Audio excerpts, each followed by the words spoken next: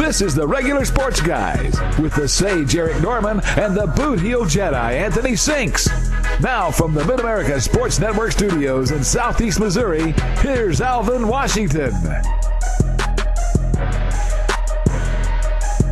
Hello, everyone, and welcome to this week's edition of the Regular Sports Guys. The heat wave continues, and so does the hot action in Major League Baseball. I'm Alvin Washington alongside my stats guy, E.J. Norman, our executive producer, the sage Eric Norman, joining us in the building. Lots to talk about this week. NFL training camps are starting to kick into gear in a little bit. We'll see where the Rams and the Chiefs are going for this 2012 campaign. We'll get you a Euro 2012 update. The NBA draft comes this Thursday in Secaucus, New Jersey. We'll look to see who are the young men trying to make their name into the association. For as most of you know, Jerry Sandusky, the former defensive coordinator of Penn State football, found guilty on all but 3 counts, and he will definitely be spending the rest of his natural life in jail.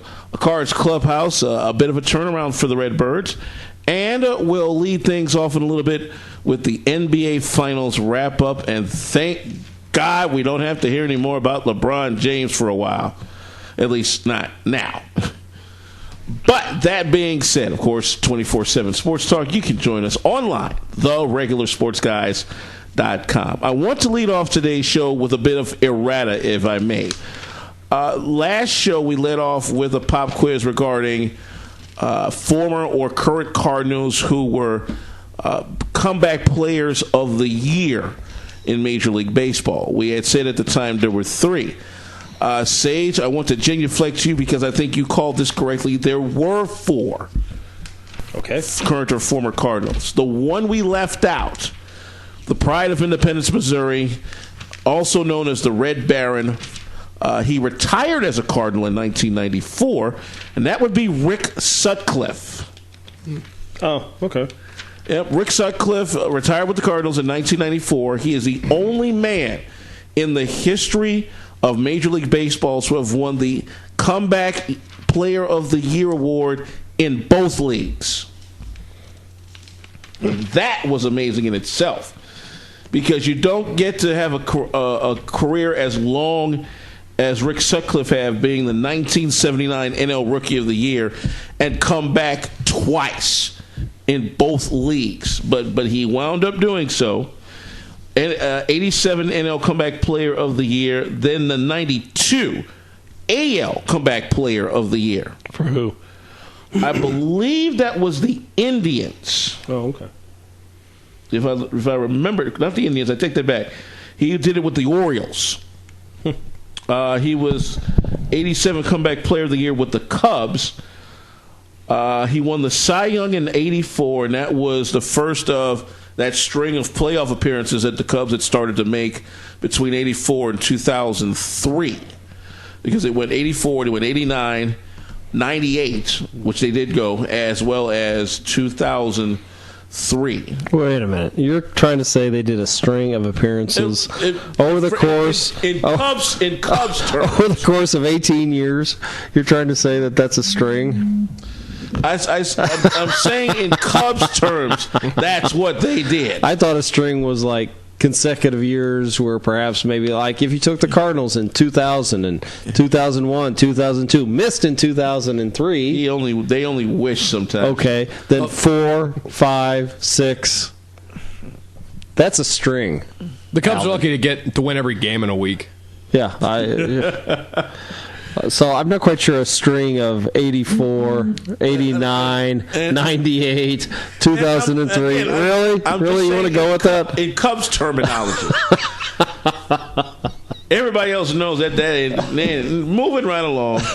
And another interesting note on Rick Sutcliffe, and this goes back to the early 80s when the Dodgers started stringing those Rookie of the Year pitchers together, or should I say Rookies of the Year together. Mm-hmm. He was the first of 4. He did it in 79. Following him was Steve Howe, then Fernando Valenzuela, and Steve Sax. Yeah. I'll tell you that Steve Howe was an interesting guy with all his cocaine addiction problems. Gosh, I remember following that wildness. I can't remember. Was he like suspended 5 times? I believe so, and I think most of those were with the Yankees. Yeah, I mean, that's where it mostly was. But I think it started in L.A. Yeah, Fernando Valenzuela, man, I mean, he came on the scene in 81 with that look to the sky style of pitching that I think Hideo Nomo kind of borrowed from him a few years later. And but he was a bad boy. I believe he helped them to a World Series. Who? Valenzuela? Yeah, they won in 81. That was a strike-shortened year, and he kind of really, really helped the team. You know, there's a Steve Howe that's a guitarist. When you Google Steve Howe and you think, okay, the baseball player, there's actually a guitarist by that name as well. Oh, wow. Not that it really matters, but... Yeah. Oh, by the way, speaking of Valenzuela, he too retired as a St. Louis Cardinal. Yeah, but that was because he couldn't get anywhere else to go. Oh, man. Former Dodgers that retired as Cardinals. Man, we need to look that one up. You know, it's like Eckersley. You know, Eckersley was ended his Hall of Fame career as a Cardinal too. You know, closing for the '96 team. Oh man. You know, it for what it's worth. You bring this up, and he, you know, whoop-de-doo, he didn't do anything as a Cardinal. All right. Rick Sutcliffe, he didn't do anything as a Cardinal. It just showed that we needed to try anybody we could that had once had a lot of talent and a lot of success, that we were willing to give him one more shot. That's pretty much all it proves. I hate to be negative, but that's the way it goes. It is what it is. That having been said, briefly, let's turn our attention to the NBA Finals. The season wrapped up last week. Congratulations once again to the Miami Heat. Second franchise title. First time with LeBron James as the leading player. And looking at all of the analyst videos over the past week in conversations with LeBron, you can tell that the self-appointed king of the NBA has learned from the last time he was in the finals. Only one. Well, first and foremost, he won, yeah. but it was the way he did it. You saw him take a lot of more shots from 15 out, whereas this time around he was exactly what he was coming into the league. That big slasher that if you don't move out of his way, either he's going to run you over and get an and one, or you're just going to be a big blob of whatever that is and underneath the paint.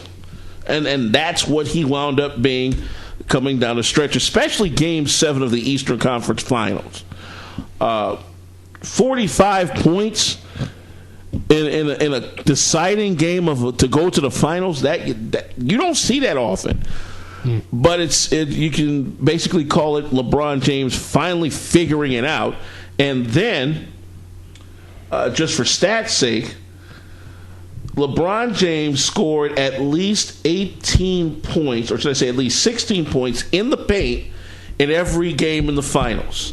He didn't score more than 12 in the paint last year against Dallas. Mm-hmm. Well, I think the discussion with LeBron is that how much he improved his game and he took over. Now, I think a lot of that has to do with the fact that Dwayne Wade had gotten hurt earlier and could not play as well as he had been. And that really, there's a theory about alpha dogs in basketball. And the thing is you can't have two. All right? And I think back to one alpha dog setup was the Philadelphia 76ers when they had Julius Erving and George McInnes, and how it just didn't work. Those two could not win a championship together. They were in the finals. Okay, they were in the finals against the Portland Trailblazers. They were in the finals against the Sixers. Okay, not the Sixers. I'm sorry. They were in the finals against the Lakers. Remember when Magic had his coming out party? Mm-hmm. And he played center and scored 42 points in that game, and they just swamped the Sixers in Philadelphia, as I recall. It wasn't until they won a championship in Philadelphia is when they got Moses Malone. So once again, you think, well, here you have two alpha dogs, Julius Erving and Moses Malone. Not really. Julius was not the same player he had been in the 70s. This was 1983. And you had a much fresher Moses Malone at that time. Moses Malone was the man on that team. So you go and you look at LeBron, and going back to what you said, who could stop him? At 6'8", 6'9", 270 pounds, shoulders that look like they had football pads on them. Okay. Even when he did get to the basket, even when he was draped by another player, he was still able to get that ball above the rim and it fall in. I mean, honestly, you've just got to hammer him to keep him from scoring. Conversely, with Kevin Durant, who put up almost similar numbers throughout that series, save Game 5 when he only had 3 assists. Do you think maybe this offseason a little bit more weight, not much, but just a little bit more weight, considering his skill set, would help him a lot better as in being able to be around the paint a lot more? Well, I think you got to go back to last year's finals, all right? And LeBron said last year's finals humbled him. I really appreciate him saying that. As if getting swept by the Spurs didn't humble you enough. Yeah, in 2007. Well, he thought back then he was still pretty young, and he thought eventually my time will come. And then when he realized the best he was going to get was an old Shaq or an ineffective Antoine Jameson, he realized I'm not going to be able to get what I need here to win a championship. But last year, when they lost, it forced him, and the criticism he got, saying that he had no real post-up game. All right. You think about him, those broad shoulders, all that muscle. He couldn't play. He seemed to could not play with his back to the basket. So he went this last offseason, and he met with Hakeem Olajuwon. All right. And he learned some post-up moves. Okay. And he frankly learned, I'm just going to take this to the hole, stop me if you can. And nobody did.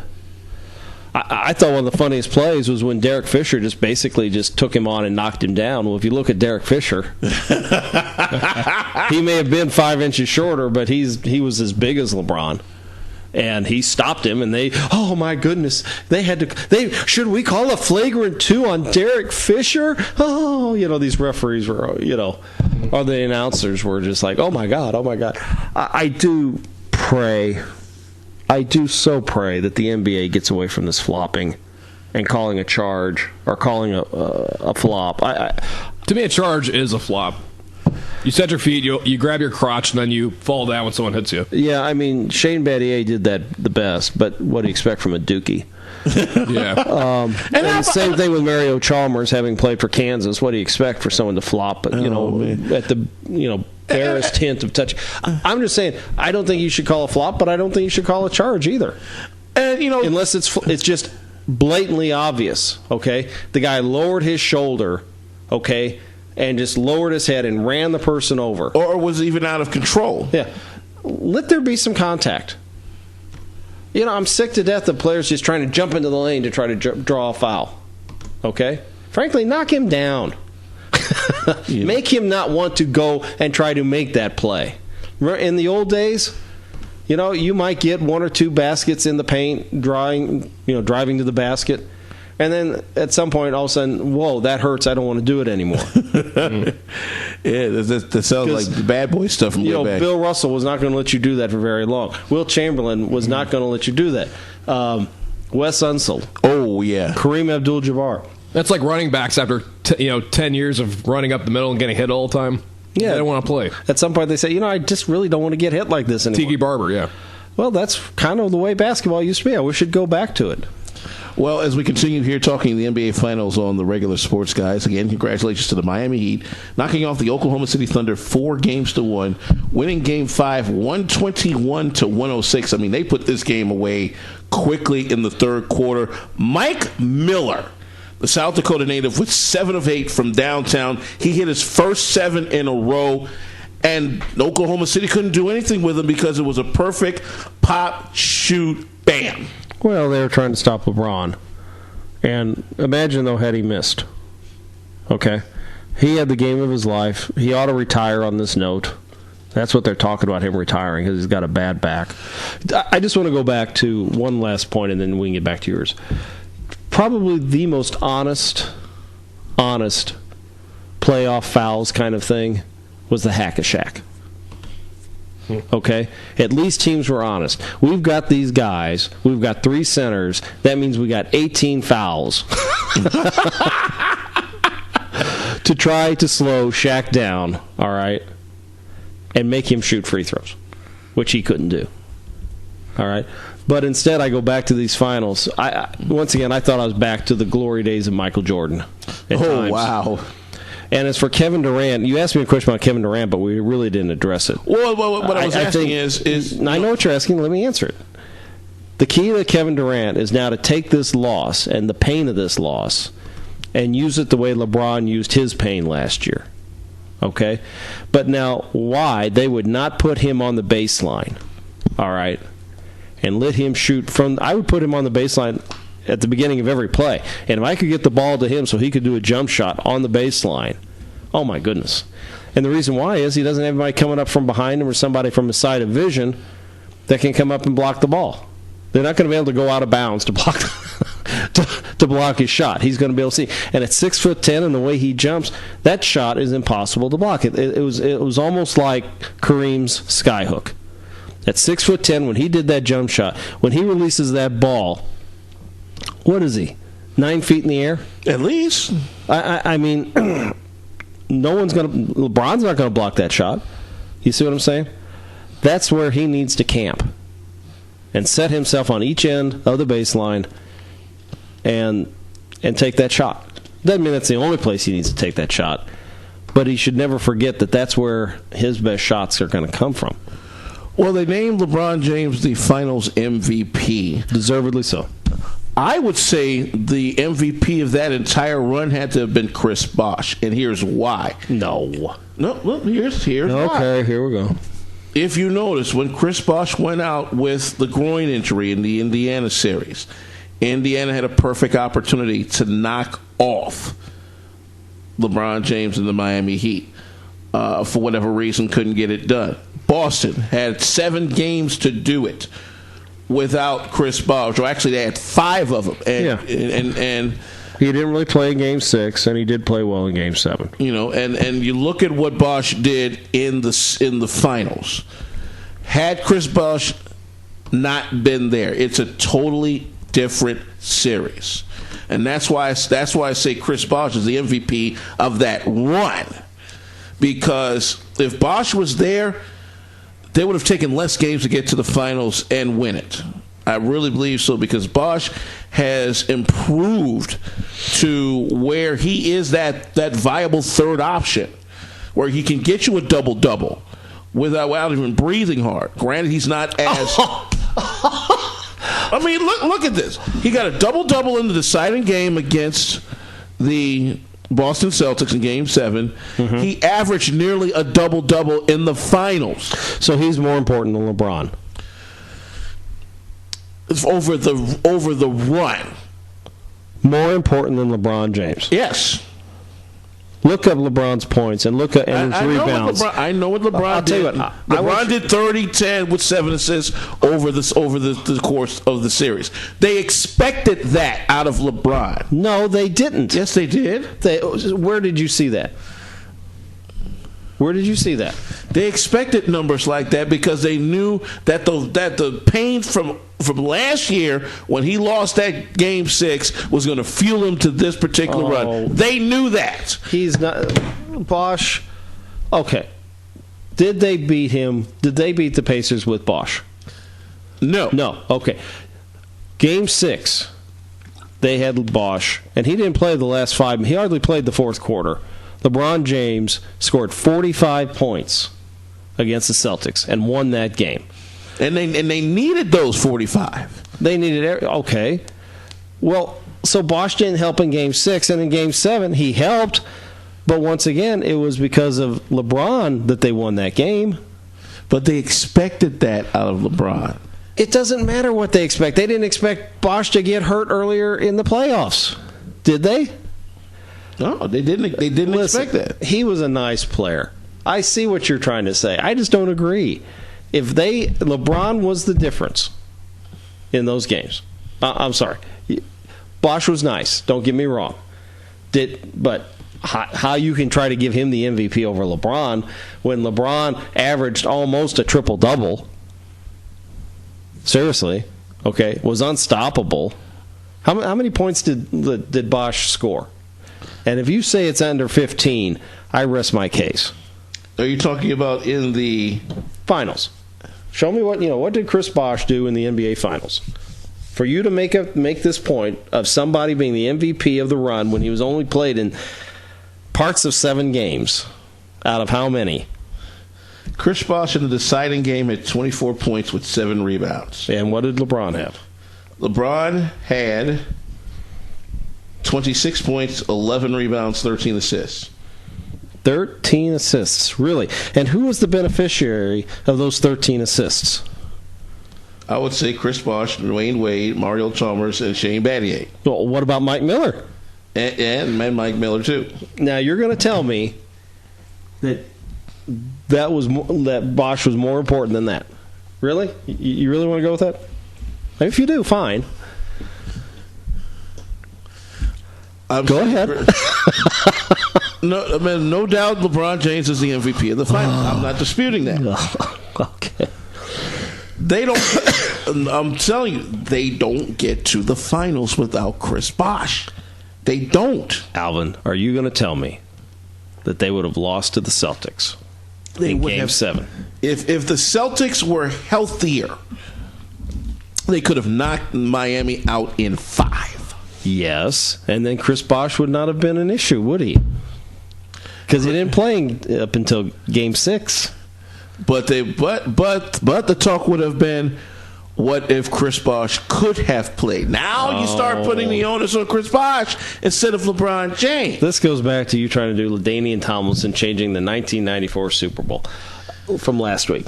He was a good player, he was important, and he mattered. But he did not matter more than LeBron James. I don't think you'd have to really work to make a case that he mattered more than Dwayne Wade. What did Dwayne Wade do in Game 5? Dwayne Wade, 20 points, 8 rebounds, 3 assists, and 3 blocks, a game high. So he had more blocks than Bosh, 4 fewer points. Am I going there right? How many rebounds did Bosh have? 9? Bosh had 7. 7. So Wade had 1 more. I'm feeling really better about myself as we speak. Well, as we close this particular segment out, don't close it up. Were you happy that LeBron won a championship? I am. I'm relieved that he won, so Ethan? we can quit bashing him every day in the week and twice on Sunday. Yeah, I was getting tired of ESPN talking about every time he maybe missed 2 shots in the fourth quarter and they lost. I'm going to take it one step further. They were already talking about how many championships he would win to be needed to be compared to Michael. And does he need to win 6 championships like Michael did? And some were saying yes, some were saying no, they need to win at least 4, stuff like this. This goes back when Peyton Manning was going for that second Super Bowl. And they were already trying to compare him with the greatest in the game. Mm-hmm. And I fear that that's exactly what they're going to do with LeBron. Let this play out. I'm surprised that they haven't said that with Eli yet. Well, Eli doesn't, but I'm just saying that they were talking about that with Peyton. Oh, yeah. And Peyton didn't get that second championship. No, but Eli did. And that's what Peyton's going to try to do now he's in Denver. Well, he's going to try, but the fact of the matter is if you try to say Peyton Manning is one of the greatest quarterbacks of all time, what are you going to get? Laughed at. Just like you got laughed at trying to say Chris Bosh deserved the MVP. You're not going to do it. But that is ESPN. Hype, hype, and hype. It should be a law firm. All right? So it's going to be interesting to see what is the story now on LeBron James. Well, as we go to break, 2 former college standouts got their first ever NBA title. Shane Battier of Duke, who becomes the first former Coach K coach player to win an NCAA title and an NBA title. And a very jubilant Juwan Howard, who becomes the first of the Fab Five to win an NBA championship. He didn't play. He got it in a few minutes. As a matter of fact, he got it in 3 minutes of his last game. There's my point. But that counts. But if Juwan Howard was also on this team, so was former high school phenom Eddie Curry, who was selected overall number 1 in the 2000 draft by the Chicago Bulls.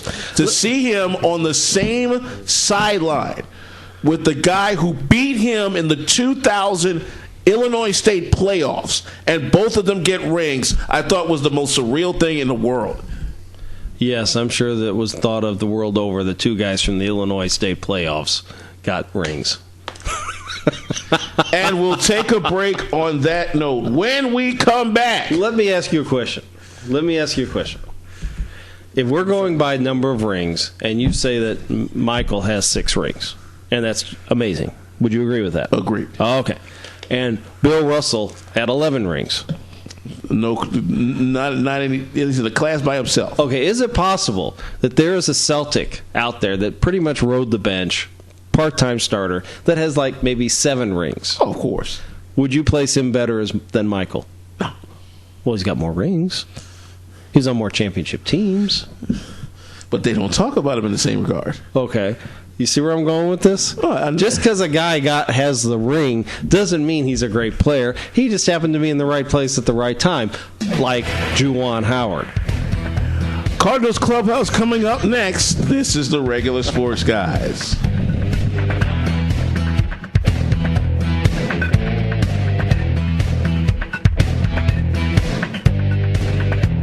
They're going to jump out of trees. They'll go down the slide head first. They'll make parachutes out of sheets.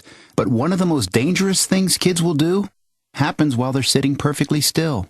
Kids who ride in a car without a booster seat are much more likely to suffer serious or fatal injury, but amazingly, 80% of all kids who need them aren't in them.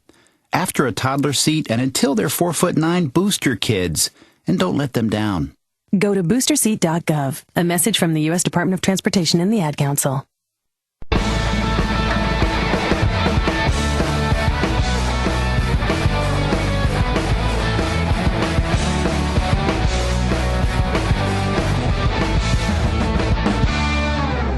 Back here on the Regular Sports Guys as we get deep into summertime, heading toward the All-Star break. Alvin Washington alongside Stats Guy E.J. Norman.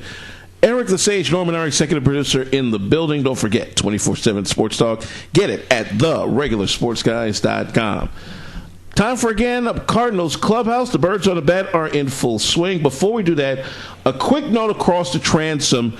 Outfielder Marlon Byrd, formerly of the Cubs, now of the Boston Red Sox, has been suspended 50 games by Major League Baseball for, what else? Performance-enhancing drugs. The earliest he can come back is August 20th. And just this week, Kevin Youkilis, the 9-year veteran from the Boston Red Sox, traded to the Chicago White Sox, got a hit in his first game against Minnesota the night previous to this podcast, but it was in a 4-1 loss to the Minnesota Twins.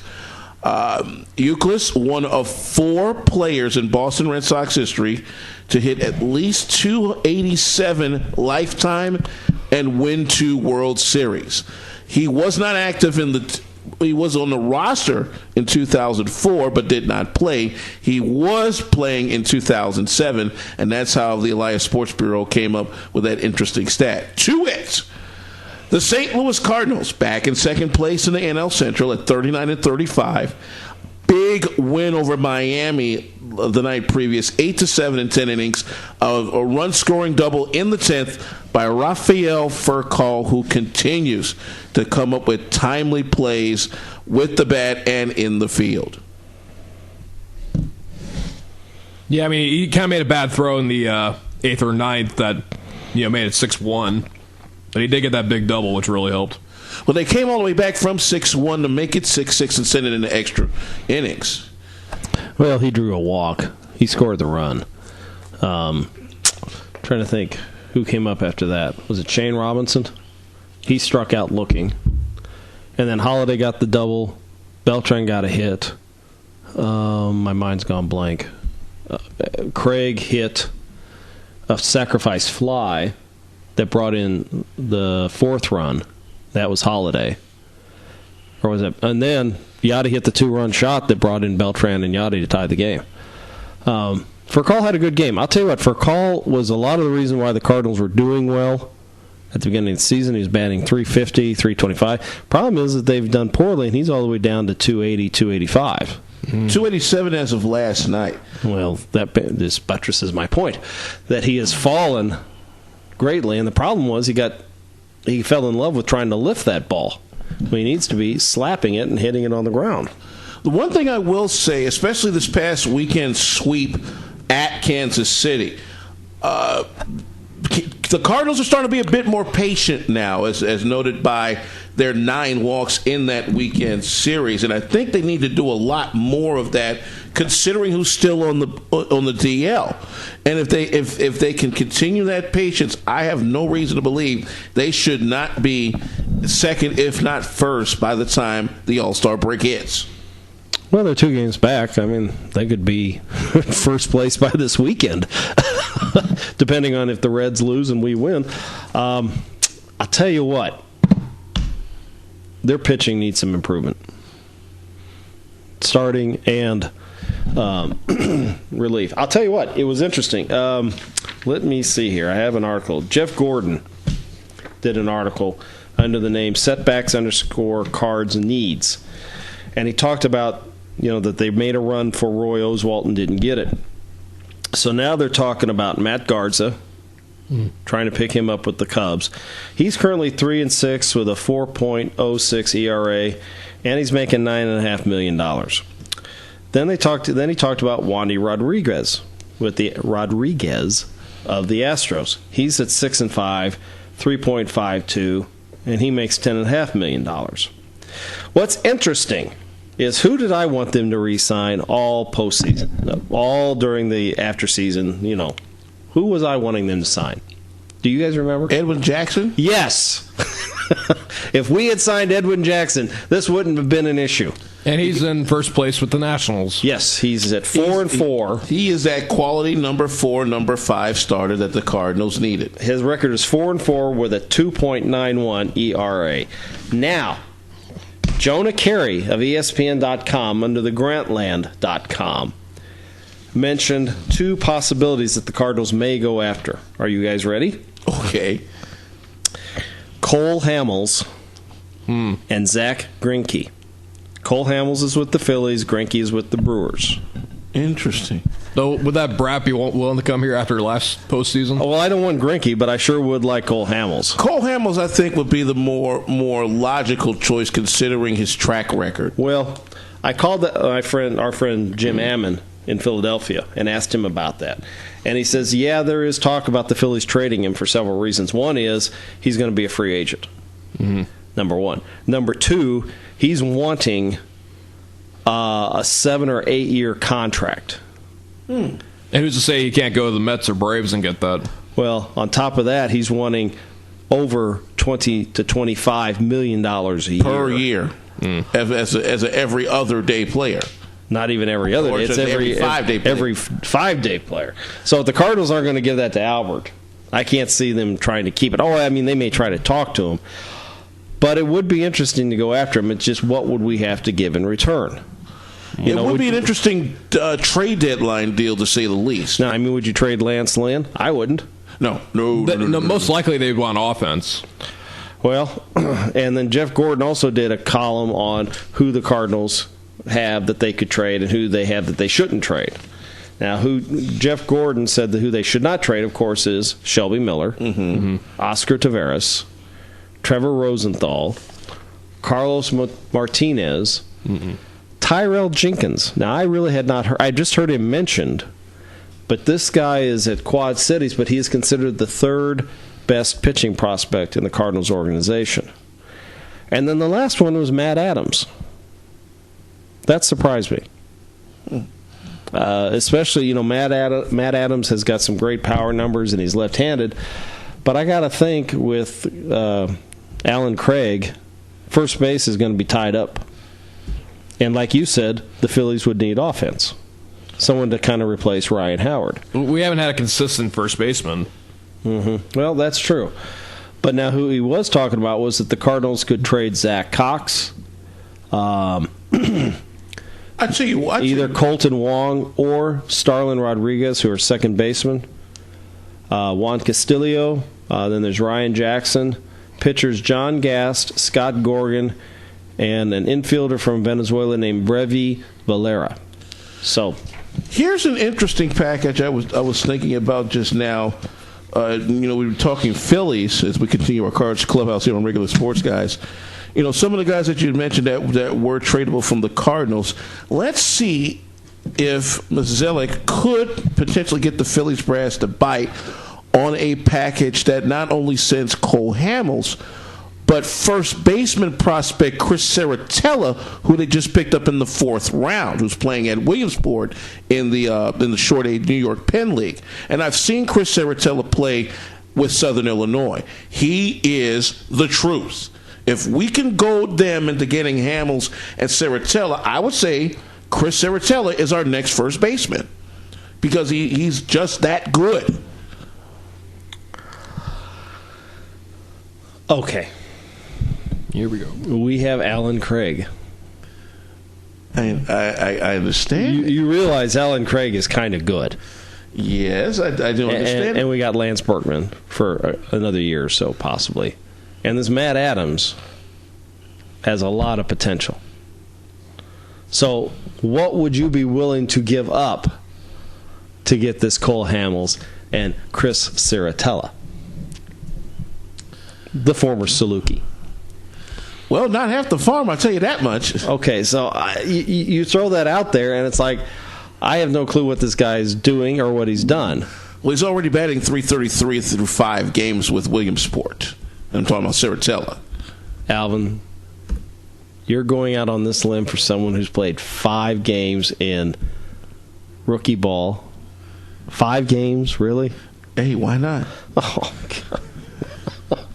Hey, stranger things have happened at the trade deadline. I'm not saying they haven't happened, but you're going on a limb for a guy that's played 5 or 6 games in rookie ball, short season rookie ball, and or low A ball. Really, you are. Okay. Well, if he means that by the trade deadline, I could not see why we can't make a deal like that. We've already got our own people that we know all about. EJ, your dad is something else sometimes. No, I'm trying to find YouTube stuff on him, and I don't know. No, I've seen Chris Saratella play not only here with Southern Illinois, but back home in Chicago because he's also out of Loyola Academy. Okay. All right. Now I see where you were coming. All right. No, but I mean, he's 5 publications have named this kid All-American. 5, including Perfect Game, which is the biggest scouting service in the world. Okay. So, how many are you saying that being an All-American in these 5 publications is going to guarantee you starting status in the major leagues? No, you can't tell that just within a few weeks. At least Double A. Oh. So you want to trade the people like Matt Adams for this guy for 5 good games? I'm sorry. I think we've got pretty good stuff in our pipeline that we don't need this kid. I do want Cole Hamels, but I don't want to have to give up the farm to get him, but that's what they're going to expect. But I would throw Matt Adams in to get Cole Hamels. And if they want to throw in Chris Saratella because, well, they can't have any use for him because Matt Adams is going to be their next first baseman for the next 12 or 15 years. Okay, fine. But he sure wouldn't be the focus of my efforts to improve the St. Louis Cardinals. You know, it's like I said, stranger things have happened at the trade deadline. Well, who knew that trading Doyle Alexander would get you John Smoltz? Wow. Looking at the box score from yesterday's contest between the Cardinals and Miami, Matt Holliday finally hitting decently. Went 3 for 5. He's up to 304 now. Carlos Beltran drawing 3 walks. See, and then that was the patience I was talking about from over the weekend, and they're going to need a lot more of that. Well, if you watched them at all in the last few weeks, there were a lot of times we were swinging at first pitches and hitting right into an out. And that's just the most infuriating thing for me. It's kind of like in basketball when a player brings up the ball up the court and then launches a three-pointer when no one's set up underneath the goal and he hasn't made one pass and misses. And you're thinking, and there's still 20 seconds left on the shot clock. You know, as a coach, you'd like to pull out a gun and shoot that player. That's how I feel about guys that swing at the first pitch and pop up to the second baseman. You know, so their patience is, you've got to be patient with baseball. You've got to make that pitcher throw pitches, wear him out, look for the pitch that you can drive. And the Cardinals haven't been doing that, and they finally did it against the Royals. And they scored 8 runs last night. They finally did it, but it was mostly in the 9th and 10th inning? Mm-hmm. Okay. Up until then, let me tell you, if you'd watched that game yesterday, and up until the 7th inning, you're like, what happened to the team? Did they leave somebody in Kansas City? Did I miss something? Did some, half the team, miss out? They averaged 10 runs a game in Kansas City, and here they were in the 7th, 8th, 9th inning, 8th inning with 2 runs, and one of them was on a wild pass ball. So sometimes you got to make your breaks when you got them. Yeah. I like this team. I really do. Good to see John Jay back in the lineup. What was I saying for the last month? They need his defense. He can catch balls that no one else on that team can seem to get to. Certainly better than Shane Robinson can. Shane Robinson, oh my goodness. He got hit by a ball at first base that ended a potential rally. That was interesting. I don't know if you saw that or not. They had the bases loaded. Matt Holliday came up, hit a ball between first and second. And nailed Shane Robinson. Yeah. So he was credited with the hit. But Robinson is out on interference. And it was the 3rd out, so no RBI. Oh, wow. So, and then he struck out twice, I think. Boy, he did not help the team.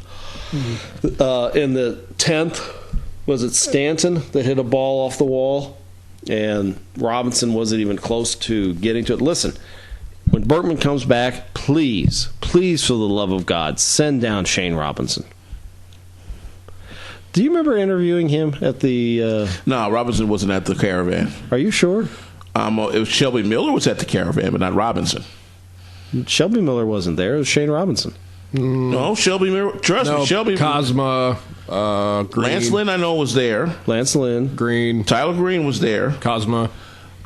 Shelby Miller, I'm almost certain was there. I don't think Shelby Miller was there. No, it was Shane Robinson. Yeah, send him down. But no, he was that little guy, and I remember asking him, I'm sorry, I don't know who you are, and he was pissed that I didn't know who he was. He was insulted. And I'm sitting there thinking, what have you done for me to remember? This year's Colby Rasmus, maybe? Well, I'll tell you what. I will say this in Shane Robinson's defense, since you brought up Colby Rasmus's name. I think he cares. I think he gives a rat's ass about what he's doing out on the field. I just don't think he's that good. He's certainly not John Jay. And that was something. Mike Matheny took John Jay out and replaced him with Shane Robinson. And I'm just kind of like, what are you doing? He walked and struck out, so I mean, it kind of balanced out. But it kind of in a negative light. Yeah, well, that's right. He came up, he got the walk, then he got hit by the ball.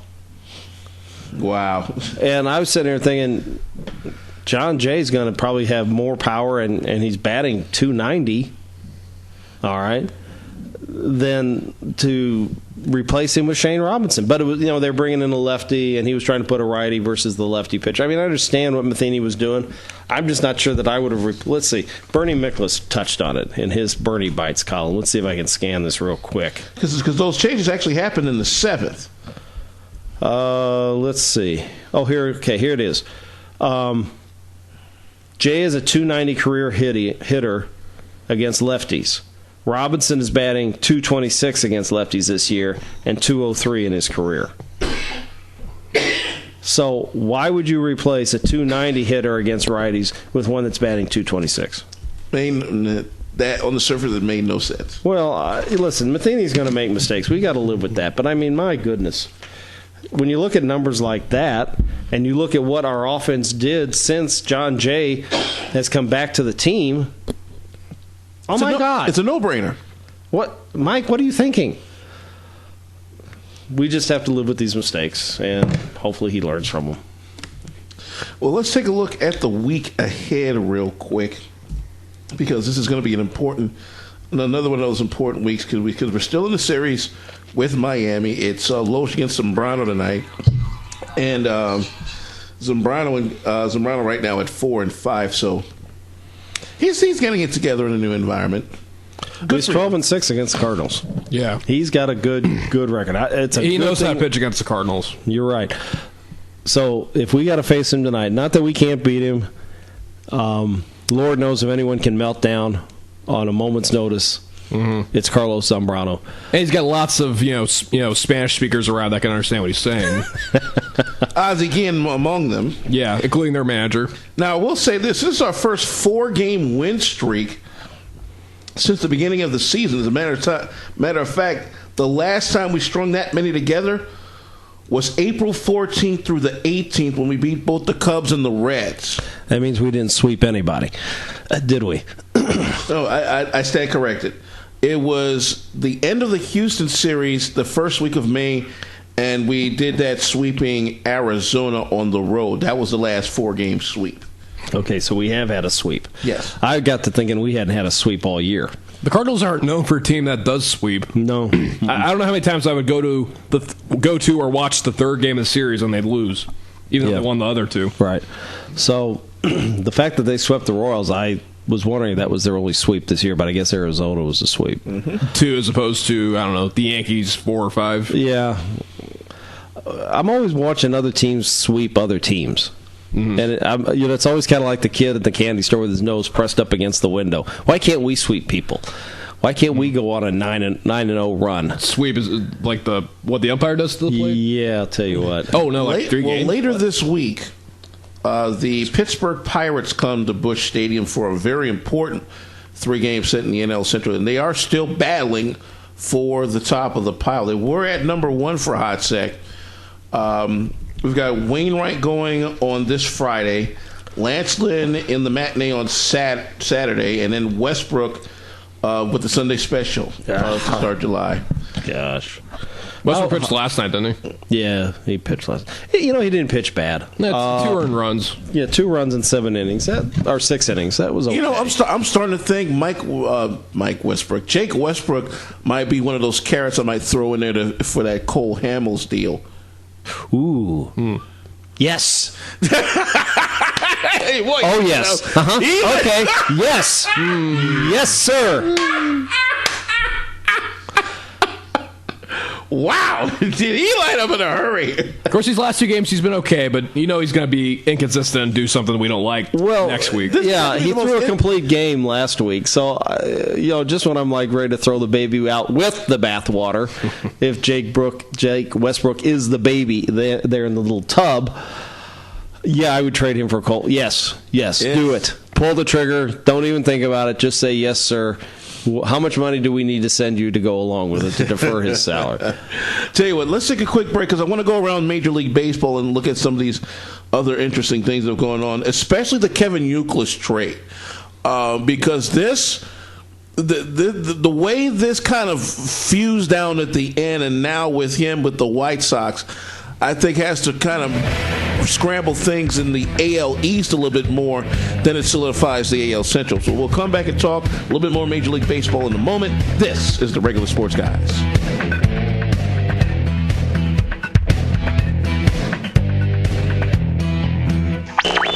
Citizens of America, this is a message from feedthepig.org. Americans spent more money than they earned in 2005. This is the first negative savings rate in the U.S. since the Great Depression. America, we must start feeding the pig. On the 1st and the 15th, we must pay ourselves before we pay anyone or anything. We must make a budget. Even consider cutting up a credit card. Log on to feedthepig.org today. Find the benefits of saving for every stage of life. Brought to you by the American Institute of Certified Public Accountants and the Ad Council.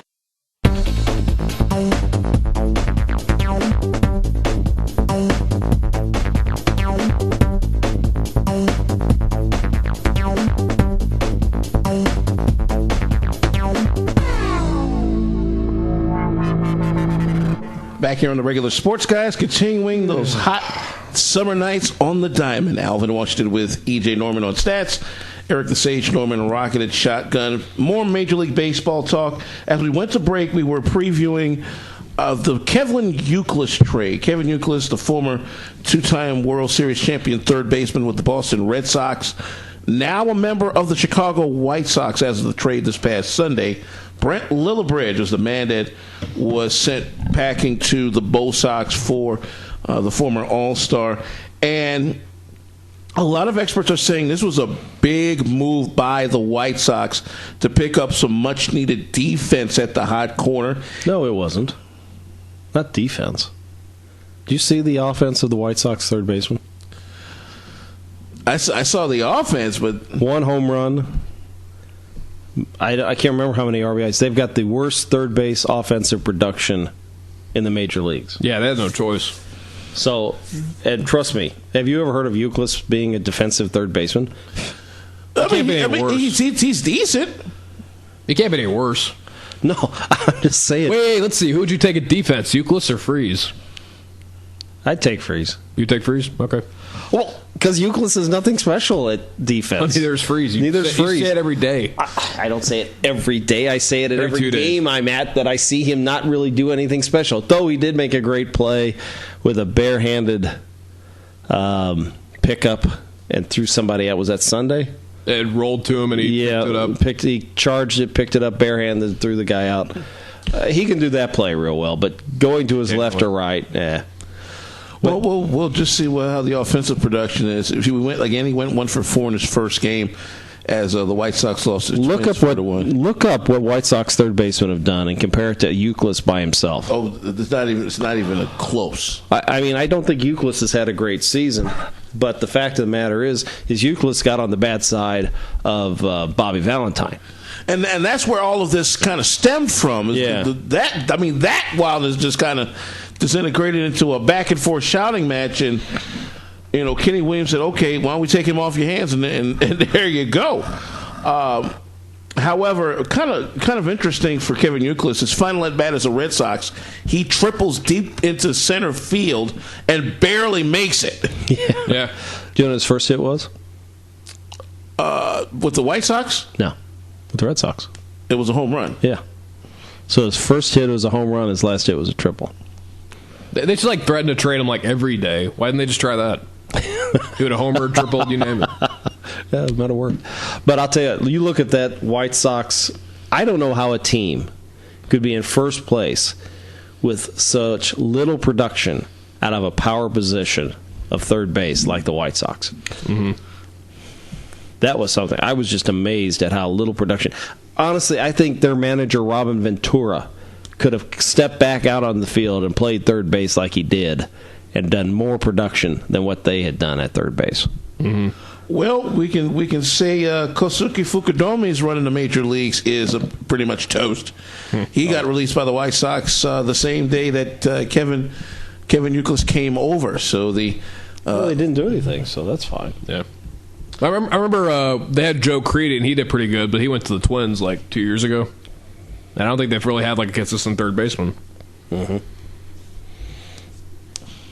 Let's see. I'm trying to look this up. That being said, staying on Youkilis for a moment, what do you think of President Obama's joke about Youkilis coming to the White Sox? Because remember, the president is a big White Sox fan. And it did not go over remotely well in Beantown. That was joking around. It was more friendly booze, more Yeah, I think Rush Limbaugh was talking about that, and I heard it. He cracked a joke about the Red Sox, and he got booed. I trust me, I do not think those people from Massachusetts are going to switch their vote to the Republican Party. No, based on Obama dissing the White Sox. I can't imagine because they never vote Republican anyway. Let's see. Okay. I was looking up an article from the Chicago Tribune about the third baseman here. Let's see if I can find it. Isn't Romney from Boston? Actually, Romney is from Michigan. Oh. His dad was the governor of Michigan. His dad ran American Motors, which was... AMC? Yeah, they were... let me think here. They were bought by Chrysler. Ah, okay. And then his dad was the governor of Michigan. So I think he's mostly from Michigan. Interestingly enough, his dad and his grandfather were both born in Mexico. Oh, good Lord! Here we go. At the same time, they're trying to blame. Politically, they're trying to, paint him as being anti-Mexican or anti-immigrant. Mm-hmm. It's, of course, politics. Other interesting news from Major League Baseball. Matt Kemp. We were comparing Matt Kemp to a few other big-time outfielders, and because there was an ESPN cover that said that he could be better than a number of them, save Willie Mays. He's likely to sit out this year's All-Star game in Kansas City. Who's that? Matt Kemp.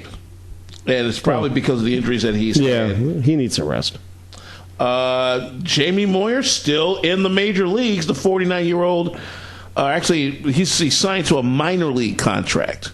He did make it with the Colorado Rockies earlier this year. Could be his last gasp to stay in the majors. It could be one of the few 50-year-olds to have played in a major league game. You never know. Making his major league debut, Anthony Rizzo called up from AAA Iowa to start for the Cubs today. He's playing at first base, and he'll make his debut tonight against the New York Mets. Bobby Valentine, Red Sox manager, said Clay Buchholz is still in the hospital with internal bleeding. Josh Hamilton said he's going to try and stop chewing tobacco, although I don't know how long that's going to last. Well, the problem he's got is that often addicts and people I've known that have had addiction problems use tobacco to combat the addiction to alcohol or drugs. So, like, when you go into rehab, they'll have all the coffee and cigarettes you can smoke and all the coffee you can drink, and the idea is to change your addiction pattern to something that's less harmful than that. Is it heroin addicts that are always like chewing a sucker or something? Could be. They've got to have some. Well, smokers, when they try to quit smoking, chew gum, have a sucker, something to do with their mouth. I think one woman I knew chewed on a pencil or something every time she would want to smoke. So it's one of those things where he probably uses tobacco as a way of doing that. The fact is that you look at tobacco and you look at chewing tobacco, well, that can give you mouth, tongue, throat, gum cancer. Yeah, it's not much better than cigarettes. Right. And in turn, that's just the way it goes. It's got such a horrible effect on the body that you wonder how they can do it. It's the nicotine. It makes them want it. Yeah, the nicotine is the carcinogen. Well, it's not the carcinogen, it's the addiction. But they say that nicotine helps with Alzheimer's. Interesting. Yeah, they found positive effects of nicotine. I guess then it comes back to the nicotine is the addiction, but it's the smoking and all the harmful chemicals in the smoke that ruin the body. But see, if you took those chemicals away and just left the nicotine in, now you've got basically a much safer cigarette. You're just going to have a nicotine high. And see that all that wildness with those other chemicals, including I found out ammonia. That ain't no better than somebody dipping a roach in formaldehyde. I had never thought of it like that. Not mentioned. Okay, I'll think about it for a minute. Seriously. Anyway, I don't know. I've never smoked a cigarette, and I've never used smokeless tobacco. So it killed my grandfather when I was in 5th grade. So I've never had anything to do with tobacco products. Good for you. Let's jump in. But anyway, that's interesting what you said about Josh Hamilton. It's certainly a better example for kids and stuff. Quick Wimbledon update. The fortnight beginning this week. Venus Williams got knocked out of the first round. Her sister Serena, who was the 6th seed in the women's draw, advancing through her first round matchup pretty nicely. The top 4 seeds on the men's draw, including Novak Djokovic, Rafael Nadal, Andy Murray, and Roger Federer, all advancing in straight sets. That having been said, let's go to the hard court of the NBA, the draft coming up this Thursday. Jared Sullinger of Ohio State not invited to the big party in Secaucus, New Jersey. I thought that was interesting. Why? Well, he had been slated to go into first round, especially with this run that Ohio State had to the Final Four. They didn't even invite him to Secaucus, New Jersey. They did invite a few other guys who were projected to be in the top 15. As a matter of fact, just came down before we went to air. The number 18 pick of the first round has now gone to the Houston Rockets. In return, the Minnesota Timberwolves, who were going to pick 18th, now have Chase Budinger and the draft rights to this Lior Eliyahu, whoever the ham biscuit he is. Well, but you're missing the point about the kid from Ohio State. He's got a bad back. And honestly, that's the one thing that wrecks big men in the NBA is their back problems. All the running and jumping and all that bit and landing on the floor from rebounds and blocks. That, he was considered to be a top 3 pick, as I recall. Mm-hmm. But now that they've revealed that he's got problems with his back, no team wants to take that chance. You think he might be another Greg Oden, so to speak? Only with a back problem instead of a knee problem? Well, I think that's their fear. That's their absolute fear. So you don't want to spend that kind of money and that big of a pick and always having to nurse his back and not having any kind of career. I mean, look what the Trailblazers have done with Greg Oden. Nothing. They could have had Kevin Durant. Look what the Seattle Supersonics / Oklahoma City Thunder have done with Kevin Durant. Mm-hmm. Go back to Ryan Leaf and who? Eli? Or no, Peyton. Yeah. Peyton Manning versus Ryan Leaf.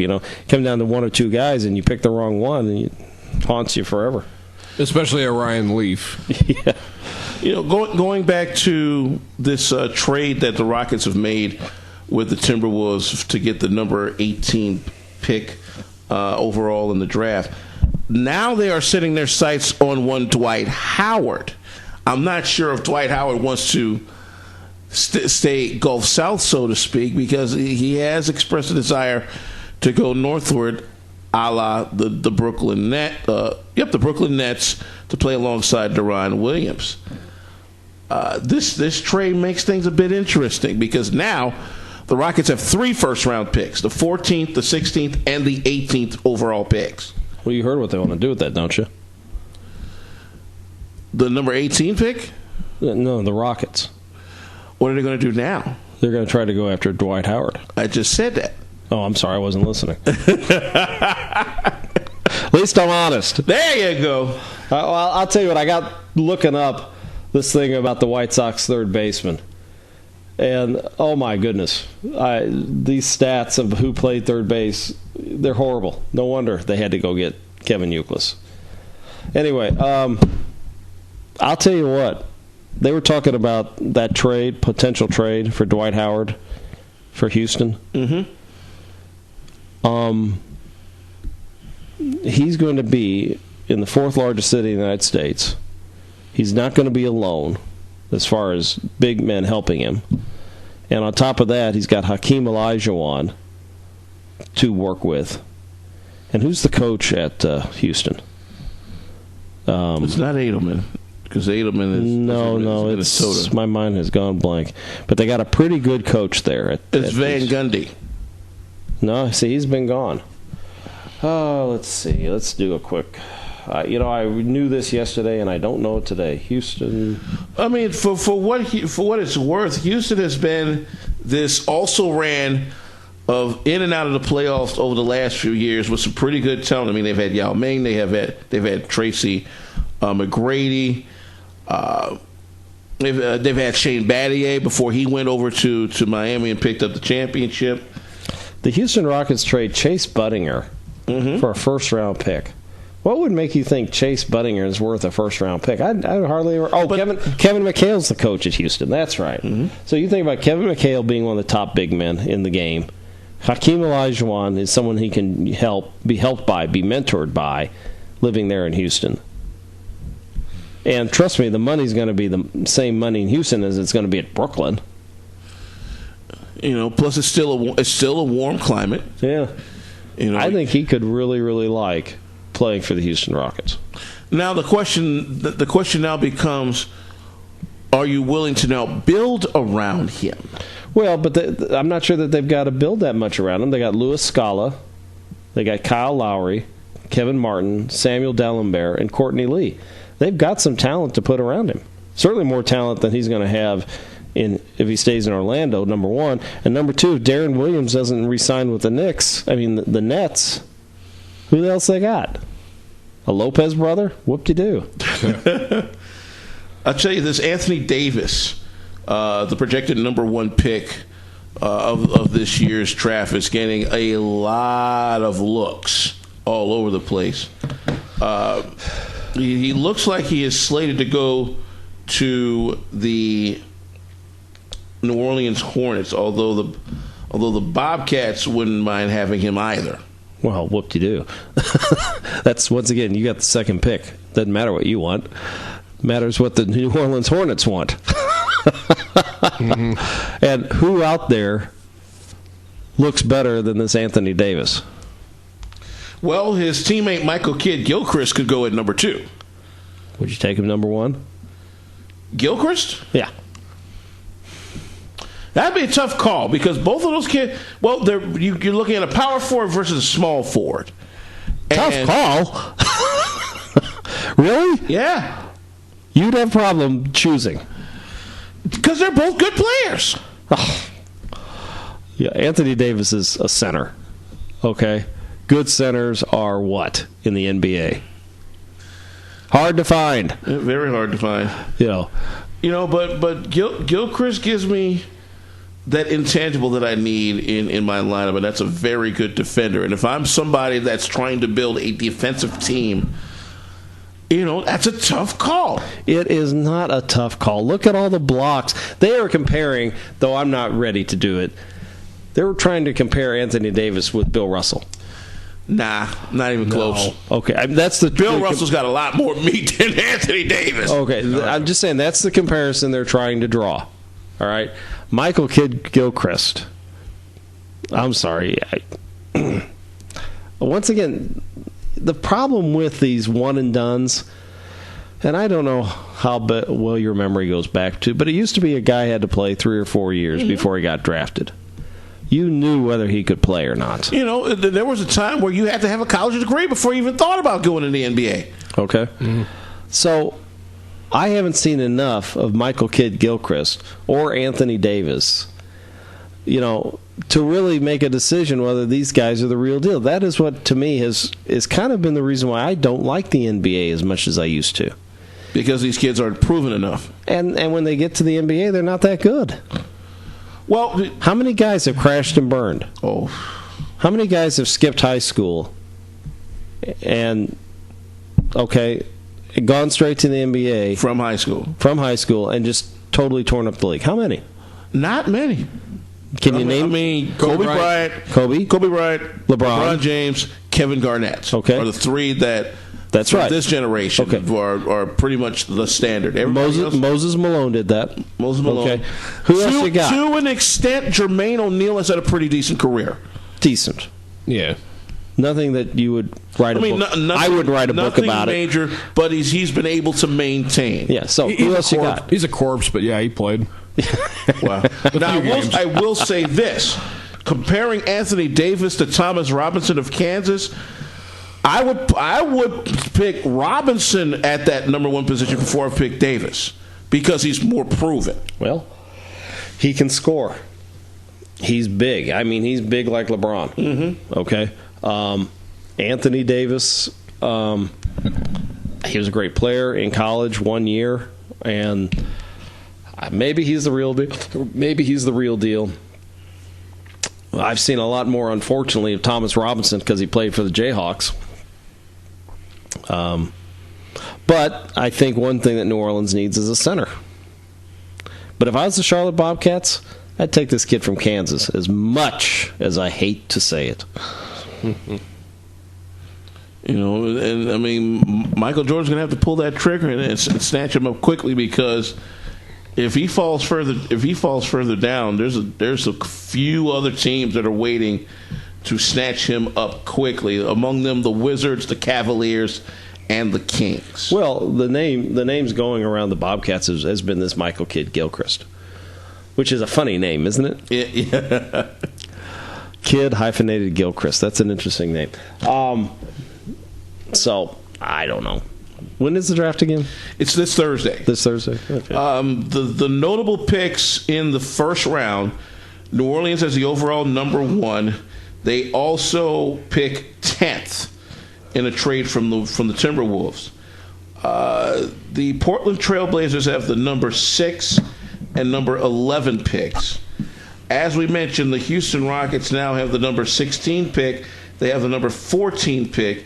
And I stand corrected, they now have the number 18 pick that they got from the Minnesota Timberwolves, who originally got that pick from the Jazz. Boston picks back-to-back number 21 and 22.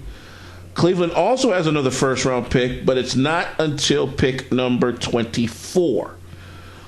Oklahoma City will pick after the Miami Heat, and this is based on regular season record.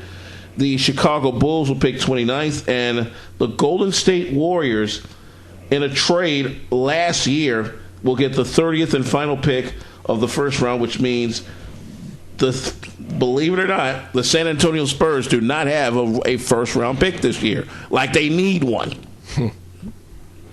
Well, they signed Kevin Garnett in free agency. Oh, wow. I think they'll be okay, but I could be wrong. With that in mind, we'll take another short break. When we come back, time to go to the pitch. Euro 2012 will bring in our soccer expert, E.J. Norman. The knockout round is here, and England again is gone. And everybody knew they were going to be gone when a certain portion of the game came up. All of that coming up next. This is the Regular Sports Guys.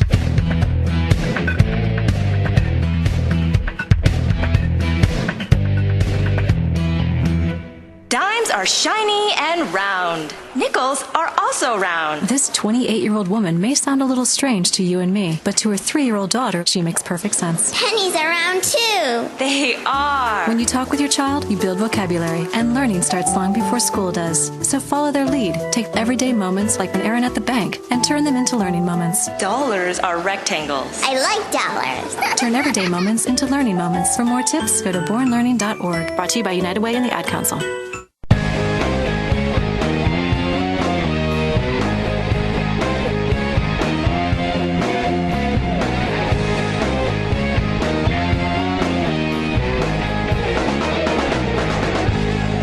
Back here on the Regular Sports Guys, rocking and rolling with so much soul in the sports world as we go from the hard court to the soft pitch. I'm Alvin Washington, and now joining me is our soccer expert and our stats guy, E.J. Norman. Our executive producer, Eric the Sage Norman, still riding shotgun, and of course, 24/7 Sports Talk. Get it at theregularsportsguys.com. The knockout round is here for Euro 2012. And as expected, a very knockdown drag-out between Italy and England that had to go to the biggest Achilles heel in Three Lions history, the penalty kick. And they paid for it 4-2. They're out. Spain takes out France 2-0, which now puts Spain potentially, actually it now puts Spain against Portugal, who won earlier this week.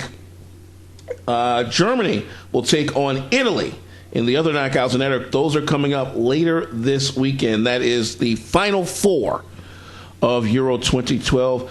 I think it's going to be a very interesting, if not somewhat boring, Final Four if you don't like possession soccer. No, that's what Spain does. They'll dominate 60 to 70% on possession, and they'll just pass around and make you tired. I think Miroslav Klose said last year when they played him in the semifinal of the World Cup, that they would finally get the ball and they'd be so tired that they couldn't score. You know, a lot of people have said, no matter if it's football or American football, you can't score if you don't have the ball, and basically that's what happens here. You know, you try running up and down the field with Spain for the better part of 45 minutes, and you know they're just good at it. That's why they're the champions of the world right now. Yeah, and they have so many guys that can score. I mean, you know, France maybe 2 guys that can score, and they couldn't do it just because Spain has so many scores. Like Fabregas of Arsenal, Torres had an off and on year with Chelsea, but they won the Champions League. I'll tell you what, Cristiano Ronaldo is going to be very key in that Portugal-Spain showdown, in the way that Ronaldo has played over these last few weeks at Euro 2012. I would venture to say he could break a 4-way tie in goal scoring if he's able to get on the board early. Yeah, it'll depend. This game will depend on if Portugal can get the ball from Spain and get it to Ronaldo. If he can, you know, Casillas is a great goalkeeper, but you know he can't stop everything. And him and Cristiano Ronaldo are actually teammates, so I gotta think he's faced him in practice numerous times in Spain. Well, considering Germany is still in the Final Four, they have a shot to advance their most Euro titles to 4, the last coming in 1996. Spain also has an opportunity to pick up or to successfully defend its 2008 Euro title. So sort of a rare treble. You have a Euro, then a World Cup, then another Euro title, and you don't see that too often. No, I mean, it'd be the first time that it's happened. I think that they're one of the only, Euro winners that have gone on to win the World Cup. I'd actually have to look it up. I'm sure Italy or maybe Germany's done it. You know, looking at the goal-scoring board, you also see Mario Gomez of all places, Germany. When was the last time you seen somebody with a Spanish name in Germany? Yeah, I was surprised to see his name on the team. He's of Spanish descent, but there's also an African Boateng, German defender. Who knew? You know, he also has 3 goals, so there's an opportunity for a battle between Ronaldo and Gomez to get whatever goal-scoring award that the UEFA Cup hosts in that neck of the woods. Golden Boot, I believe, right? I believe it's still a Golden Boot. Which is funny because they have Zhagabev, who's Russian. They didn't make it out of the group stage, but he's still tied for the lead in that Golden Boot category with 3. Him. You also have Mario Mandzukic from Croatia, who didn't make it into the knockout round. He has 3 goals. So I want to go back to this Germany-Italy matchup. I think this is going to be the more intriguing, if not more high-scoring, of the Final Four matchups, just because of the simple fact these teams have something to prove. Italy plays a very defensive game, and Germany has played more attacking, though historically Germany's played more defensive. So you know it could finish 0-0 and go to PKs for all we know. Spain-Portugal, I expect some goals in that one. I hope so. I'll tell you, I watched that England-Italian game. Yeah. And the English basically played 8 men back. Basically, they did a wall on defense, hoping to get Rooney free to kick one in. And you saw a bicycle kick he tried, and if he just waited maybe a split second longer, he might have had that in. Yeah. He got it off the top of his toes. Yeah, his toes. And that lifted it. If he got off his heel or the middle of his foot, it might have been in. Mm-hmm. But there were like 2 chances early in that game where it could have easily been 1-1 with 5 minutes in. Yeah, the second half that was painful. I was dealing with a sugar crash and watching that. But I had a friend over, so I had to stay awake. Oh wow! It was just a boring game. I mean, it was. Before I heard the Spain-France game was kind of boring, too, because we were talking about Spain and their possession-friendly Well, basically, game. They played for penalty kicks. Penalty kick shootout is really what it looked like the 2 teams were doing. Yeah, like second half, no one was really trying to score, and then it would extra time. It's like, no, they don't want to. Just go to PKs now. Yeah, I wish they would have. Mm-hmm. And, what can you say? This is when, to me, soccer's not enjoyable. So they go to the PK, and then England England had the chance, and they hit the crossbar. He hit it hard, but it just hit the crossbar. Just hit the crossbar. And then the other guy tapped it and right into the goalie's arms. Well, he took it really slowly. He took a step and was real slow in kicking it. At PK, you got to be lightning fast once you take a step forward. Yeah. Looking at this Germany-Italy matchup as we look at Euro 2012 on the regular sports guys, the midfielder battle is going to be pretty interesting because you've got Mesut Ozil for Germany with 3 assists. That actually leads the tournament. Andrea Pirlo for Italy has 2 assists. And considering how both of these teams can score, again, you have to tip slightly in favor of Germany because they've been here, they've done that. They are, they're 30-time Euro champions. Yeah, I mean, this is their 7th final, I believe. Kind of the whole German attitude is we're always in the semifinals. And then they're always good enough. Yeah, it's like, what if you're not? I said we're always in the semifinals. So Greece is Germany's going to play Italy. Yeah, I think they'll beat Italy. They should, because Italy's going to be tired after that last game. None of that. I didn't say anything out of Italy. I mean, they tied Spain in the very first game. No, I'm just saying, after this last game against England, they did bupkis. They didn't do anything out there. The Germans, one thing about Germans, they will attack. Oh, yeah. And then I think it'll depend on Ronaldo versus Spain. I mean, really, Portugal versus Spain? No, it's Ronaldo versus Spain. Yeah, I mean, Portugal has surprised me some. But they did play them in the quarterfinal or round of 16 match in the World Cup, and Spain beat them 1-0. So I gotta think they have vengeance on their minds. Not to mention they share a peninsula. Yeah. So, but that's what I'm saying is it's really going to come down to Ronaldo. He's their main thing. Yeah, he's their main guy. He's the big star on the team. He scored in their last 2 games. Yeah. So he's got to. If he can penetrate that tough possession-minded defense, Spain may be in for a long day. You never know. Now, I'm hoping their midfielder Nani. He had a great year with Man U when they won the title last year. But he didn't do much this year, and if he could step it up. So the games are Thursday, Friday? No, it's Wednesday and Thursday. Oh, it's Wednesday and Thursday? Yeah, Spain-Portugal is tomorrow. Oh, I thought they played Thursday. No, the 27th and the 28th. The 28th is the Germany-Italy game. Because the final's Sunday. Okay, that was going to be my question. So the finals are when, Sunday? Sunday, July 1st. Of course, then 2 weeks later, some of these same guys have to go play in the Olympics. Wait a minute. You guys are going to be watching I'm not going to get my couch Sunday again, am I? This will be the last week, don't worry. I had to watch the Cardinals downstairs on the smaller TV so these guys could have the big TV in my sports room, thereby taking my couch, robbing me of an afternoon nap.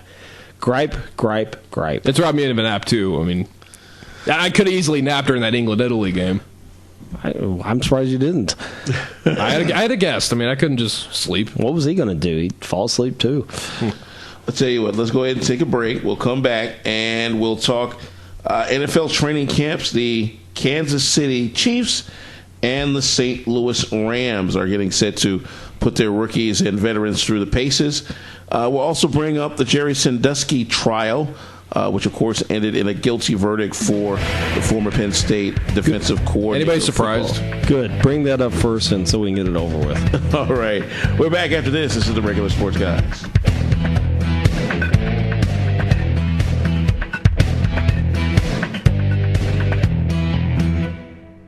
An ordinary day, an ordinary family's living room filled with an ordinary bunch of kids, and they were doing nothing. When suddenly...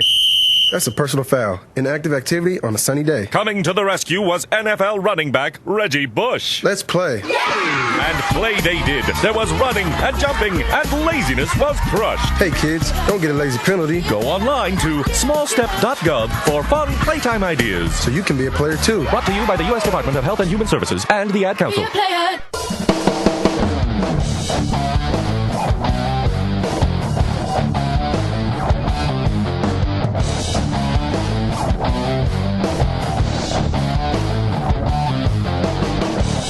Back here on the Regular Sports Guys, rocking and rolling as we go gridiron style. It's never too early to talk about the NFL. Alvin Washington alongside stats guy E.J. Norman.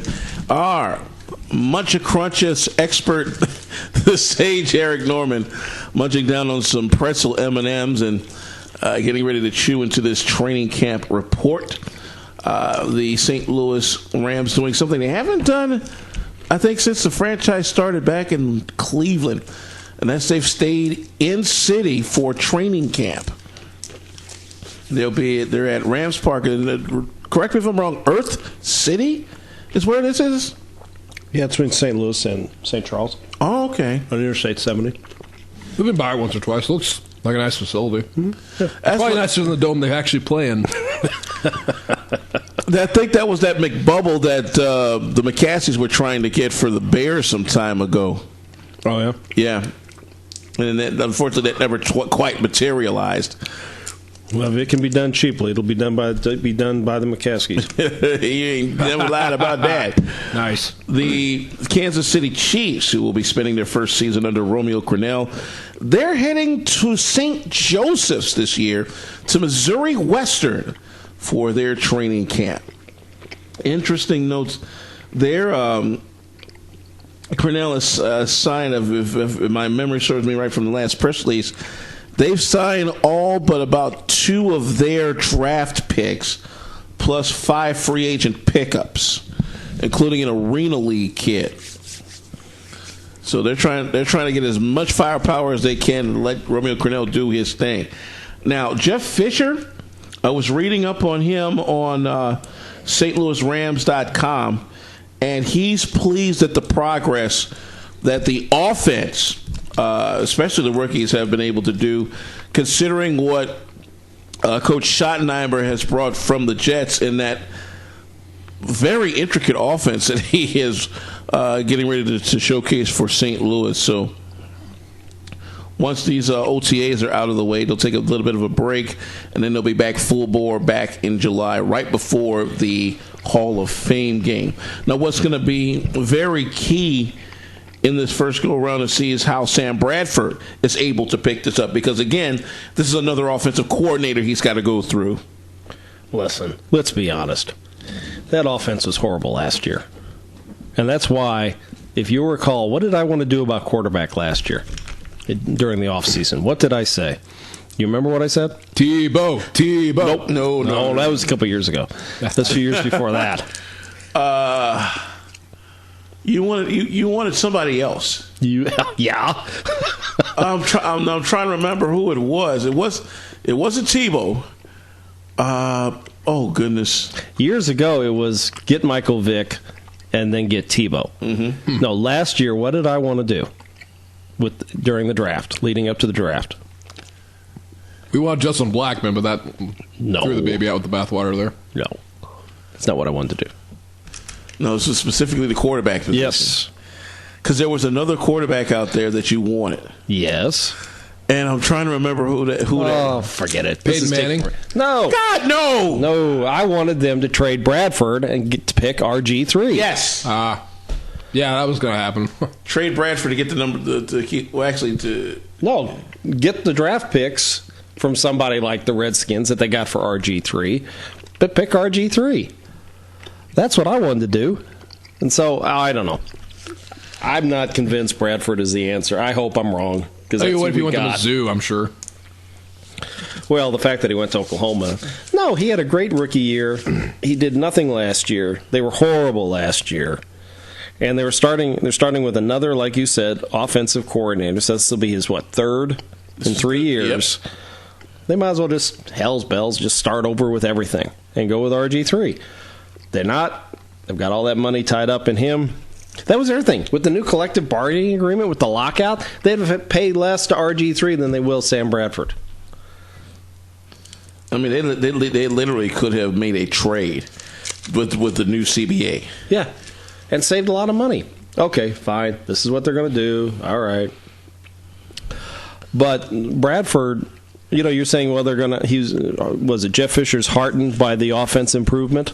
Mm-hmm. Good, because we didn't have anything last year. Defense did everything. The only thing defense couldn't really do was score. Here's where the wrinkle is going to come in, especially in light of Bountygate, which has been hanging over the players' heads for God knows how long. you now have the absence of Greg Williams, who was slated to be the defensive coordinator for St. Louis until he got indefinitely suspended by the NFL. You were mentioning that Jeff Fisher will more than likely take over that role until they get somebody to be defensive coordinator. Listen, he's a defensive coach. You know, he turns over the offense to Schottenheimer, makes sure Schottenheimer doesn't do anything stupid at times, like Mike Martz used to do. Okay, 3rd and half a yard. Oh, let's throw a 12-yard pass. Just get the half yard, please.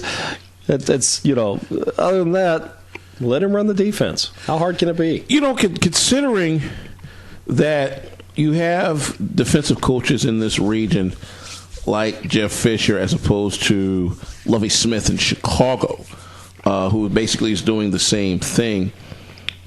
Do you think Jeff Fisher's willingness to have somebody like Schottenheimer in his mix makes the Rams look a lot better on paper, or do we just have to now see it when these guys go head to head with pads on, and not necessarily the Bears, but just anybody? We're just going to have to see what it happens. Seriously, had you ever heard really of Schottenheimer before he got this job? I did hear about him at a couple stops. The Jets. I think he was also, if I remember correctly, with the Bengals.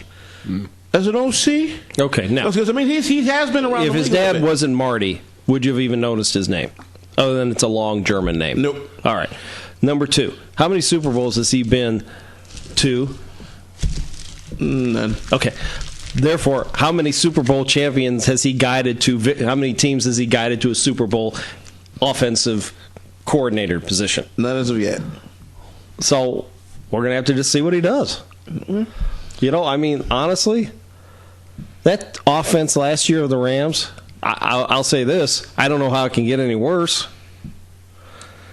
We could go 0-16 maybe. I'm sorry. You're bringing this topic up. I didn't even know training camps were starting. I'm just not that big into football. I notice it when they actually start because it's in the paper. Right. But it's just a bunch of guys running around sweating in pads. Whoop-de-doo. They haven't done anything yet. Well, speaking of the rookies that are now part of the NFL, recently Michael Vick, as a part of his community service, spoke at the NFL Rookie Symposium, and his advice to the rookies, and I kid you not, don't kill dogs. No, it was a little bit more mundane. It was actually be accountable. Yeah, well. This is still Michael Vick maturing from that whole episode and whatnot. Let me ask you a question. You think Michael Vick heard that message? Ever? Nope. Really? Nope. No one ever told him, Michael, you should be accountable. Nope. Michael, your actions mean things. Nope. Michael, you should be a good citizen. Nope. Mm-mm. Come on! Nope. He heard it all the time. Guess what he didn't do? Be accountable. Listen. Oh, that too. So, these guys, Michael Vick going before these guys, maybe somebody will listen. But I'll tell you what, if you're a bad person in your soul, you're not going to listen. I'll tell you, somebody who is listening is Robert Griffin III. Apparently, he has learned from the situation back at his college at Baylor. I'm not sure if you remember this, but there was a former basketball player who tried to extort money from the Heisman Trophy winner when they were classmates sometime back. I never heard that. Oh yeah, mm-hmm. Yeah. This was around the time when Baylor really had a black eye on them. Because you've had that, you had the death of another player. No, you had the murder of another player basically by another player. Much worse. It was just nuts at Baylor, and for RG3 to come out of that and be the overall number 2 pick, I think says a lot about his resiliency to rise above it all. And I honestly think, with what he has been able to accomplish so far, he could be the anti-Michael Vick. Oh, I think he's a good kid. I think he's going to be a heck of a player. I wish he was wearing, navy and gold, personally, for the Rams. But having said that, we've got Sam the Ram, and we're just going to have to go with it and see what happens. I will say this. You look at RG3, and so far, he looks like he's going to be one heck of a good kid, number one. Number two, if the Redskins don't mess it up with giving him lousy personnel, they're going to be a heck of a team. I think so. Eventually. I think they're a ways from it. They just, but you said the key here is surrounding him with good personnel. Mm-hmm. And I think, if there's anybody that he can model himself after, I would say it'd be Doug Williams. I mean, and the reason I say that is because Doug Williams had some good personnel around him. He still had the Hogs. I'm trying to remember that little running back that he had that caught that touchdown in that Super Bowl he played in. But he had him. He had a decent wide receiver core, but it was enough where they could make some good plays. It's something like that can get him to a comfort zone. Because you're going to need that, especially with Andrew Luck getting the onus of the attention on him in Indianapolis as an overall number one pick. Have you seen that new football stadium that they're going to build in Baylor? No, I haven't seen that one. They're going to build it right on the Brazos River. Oh, goodness. And it's going to be I'll tell you what, they are going to be able to compete with Texas. Oh, wow. Based on stadium. I mean, you guys ought to look at the pictures of this new stadium. Wow. Yeah, I'm looking at it right now. I'll tell you what. We'll post those same pics at regularsportsguys.com for you guys later this week, so you get an idea of what we're talking about. But oh wow, yeah, that one might even rival Ohio State Stadium. It's horseshoe shaped. Well, it's horseshoe shaped, but I'm talking about as far as beautiful stadiums. Now, of course, if you look at these pictures, the Brazos River is never going to look this pretty. No. Oh, no. God, no. That's why it's an artist rendering. Yeah. That thing is going to be muddy brown. Boy, that's going to be a beautiful facility, and, man, that'll help them recruit. Man, oh, man. Wow.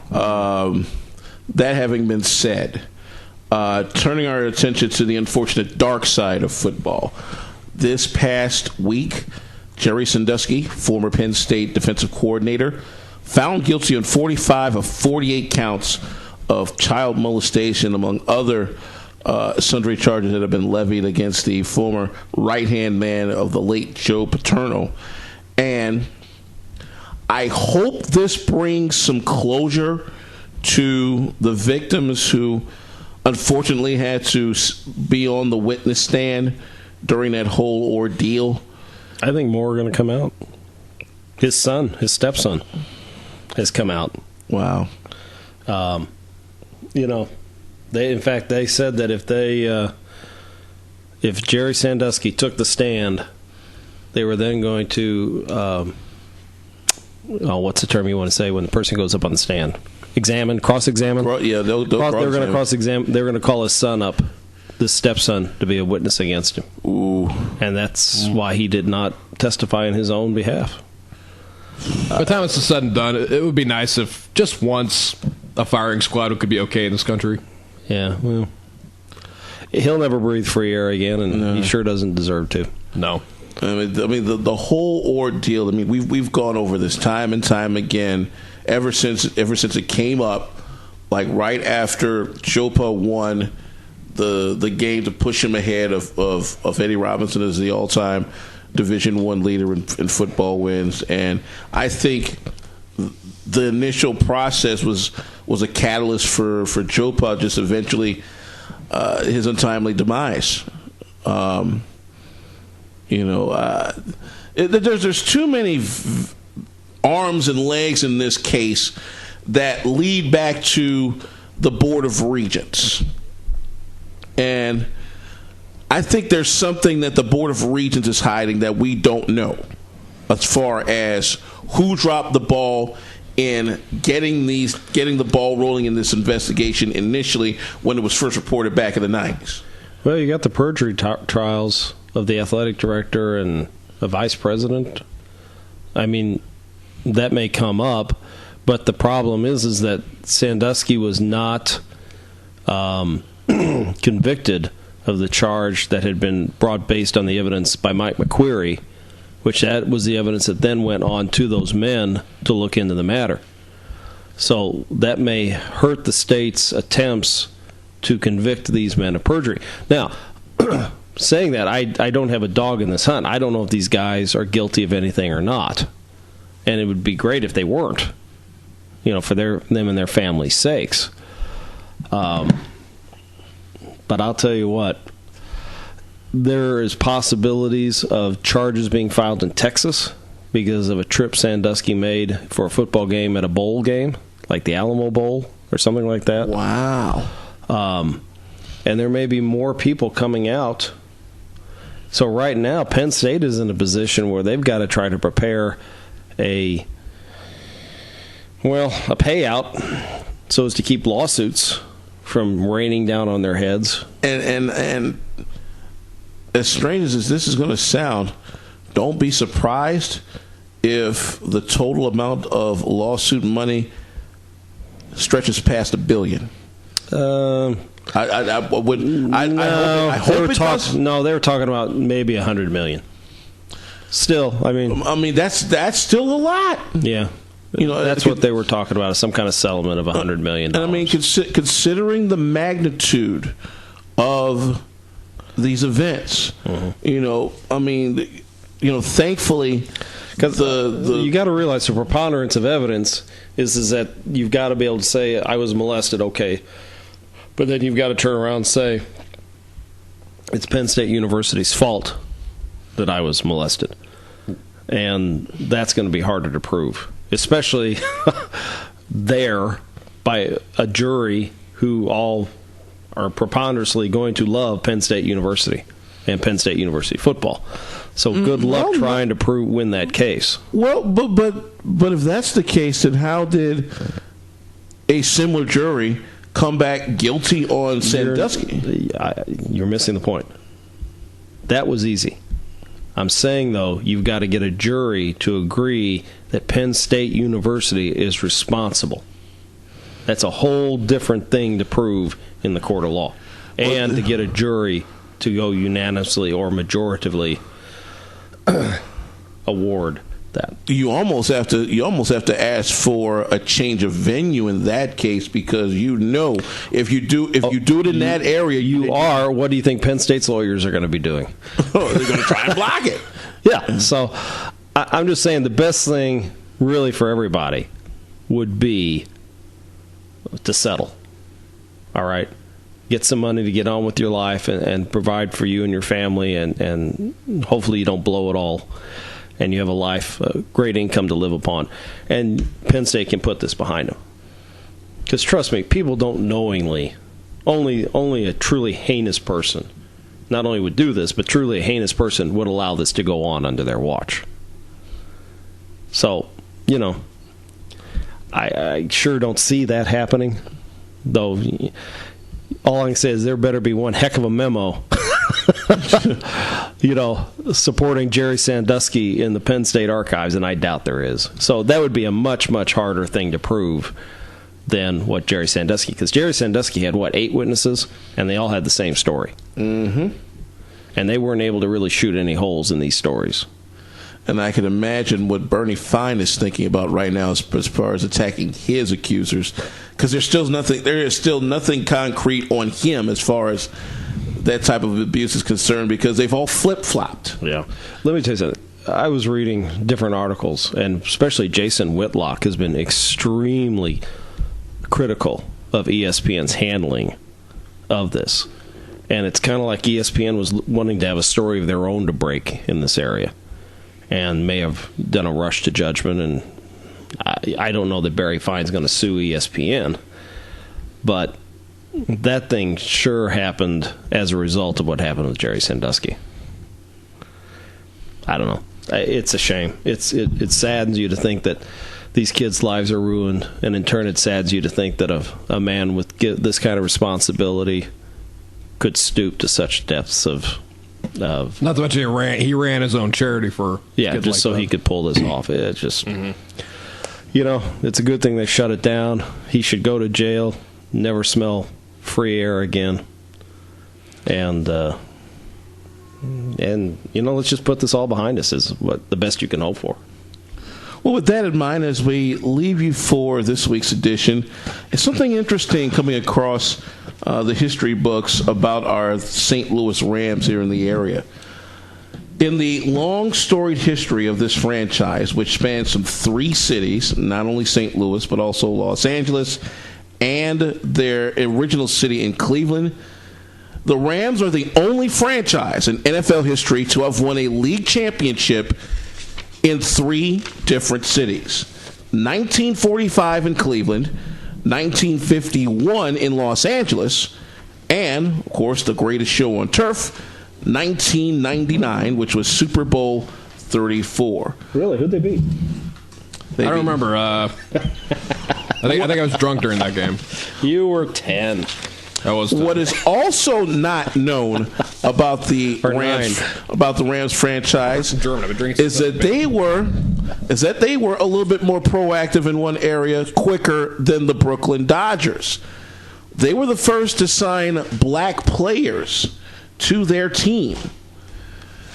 1946, as a matter of fact. And this was a stipulation by the owners of that team that said, if you want us to move this team to Los Angeles, and this was 1946, we must have the opportunity to integrate this team. This is when Kenny Washington and Woody Strode, who were classmates of one Jackie Robinson, they became the first black men to play in the NFL post-World War II. Well, L.A. was more accepting, and that's because those guys have been playing at UCLA. So they were already fans of it. It's a great thing. I mean, that's, when you think about it, California was much further ahead of racial opportunities. And unfortunately, it just took a long time for the rest of the country to catch up. Well, the West Coast is always more liberal about that stuff. So in that case, it was a great thing, and it's great that the Rams have that history behind them. You don't hear about that, do you? No, because it's more out east with the Washington Redskins signing a black player, oddly enough named Booby Washington. Because my mom always chided me about my nickname because that was who she remembered. What year was he signed? I think this had to have been like years later, about maybe in the 50s. Well, it's kind of interesting when you look back. The last team to actually integrate, because you had mentioned liberal, actually was Boston, was the Red Sox. Go figure. I'm just saying though that it was a much more, it's very liberal in Massachusetts as far as politics go, like California, but California was a lot more accepting of people than the East Coast. And look how they are today with homosexuals. Mm-hmm. Yeah, well, that's true. I mean, that goes into the issue of homosexual marriage or same-sex marriage and stuff like that. And even California voted that down. But not only that, but I mean, if you've noticed lately, the slow trickle of athletes at the pro level and even in the NFL now coming out about their same-sex proclivities. You didn't see that back when this was early coming through in the 40s, 50s, 60s, and even the 70s. Who's come out? There have been about 3 football players. After the fact, after they got out of the game. Yeah, exactly. Yeah. No, I'm talking about now, during the game. None of them are going to come out because you still have that aura of macho-ness. Yeah. So... But that remains to be seen at this case. Well, but one byproduct of that has been the women's professional sports. They have been much more accepting on the women's side, especially with this being the 40th anniversary of Title IX, which allowed women more access to these types of programs at the collegiate level. At the expense of us men. Yeah, thanks. I mean, I see a lot more of it in the WNBA. I mean, it didn't change how the way they played, but again, you're talking about more acceptance of those types of socioeconomic groups coming out to watch an athletic contest as opposed to in years past. And with that in mind, that'll take care of this edition of the Regular Sports Guys. Thanks again to my stats guy, E.J. Norman, and, of course, our executive producer, the Sage, Eric Norman. I'm Alvin Washington, and this is a presentation of the Mid-America Broadcast Network. Copyright 2012. Please stay cool out there because it's going to be very, very, very hot this weekend. Some areas, especially here in the heartland, going upwards of 100 degrees. Drink lots of water. Please take care of the elderly, especially those who are diehard sports fans all across the land. Please cheer on your favorite team respectfully, and for now, the barn is closed.